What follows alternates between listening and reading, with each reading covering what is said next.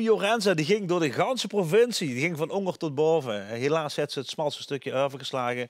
Maar dat is vergeven. We gaan naar Venrooy. En in Venrooy daar zit Neven. En hey, Neven is toch niet toe alleen of wel? Nee, Henk, Nevenijn ben ik niet alleen. Ik doe dat samen met 2 andere companen, Manuel en Bjorn. Maar je zit niet in een bubbel, hè? Dus dan mogen niet bij elkaar, heel kort bij elkaar zitten, toch?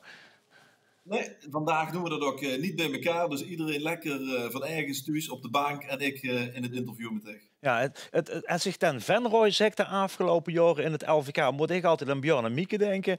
We weten dat ze dit jaar niet meedoen. Denk ze dat ik dat een hoop stemmen gaat opleveren? Want al die lui uit Venrooy willen natuurlijk wel stemmen. En die kunnen dan op dich stemmen of op een van die andere liedjes uit Venrooy. Ja, ik ga er gewoon een beetje van uit, Henk, dat Venrooy eens goed gezind is. En dit jaar doen inderdaad Bjorn en Mieke niet met. En dat ze in ieder geval op ons gaan stemmen. Ja, het is in ieder geval zo. De stemmen die zijn al uitgebracht als je naar dit programma kijkt. Dus we kunnen het niet meer beïnvloeden. Dus we mogen het er best over hebben. Willy Voeste, Jan-Willem Reuling. Is dat een gouden tekstschrijversduo voor dich? Ik zal het sterker vertellen. Het zijn 2 kameruiven mee. Jan Willem heeft het nummer gecomponeerd en Willy Voeste heeft de tekst geschreven. Ja, dat is voor mij helemaal geweldig om met die 2 companen zo'n nummer te mogen maken. Ja, het liedje het is een avond.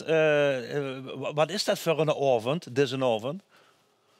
Voor ons is eigenlijk, zoals wij dat beschrijven in het liedje, iedere avond speciaal. Het is dit jaar natuurlijk wel op een hele andere manier. En heel druk is het natuurlijk allemaal een beetje dubbel. Maar wij proberen in ieder geval van iedere avond een speciale avond te maken. Ja. Stel nu dat er geen corona zou zijn. Hè? Zou je dan druk met Nevenijn op het podium staan? Ja, we hebben in ieder geval al wat mooie dingen staan. Die zijn helaas wel gecanceld dan voor dit jaar.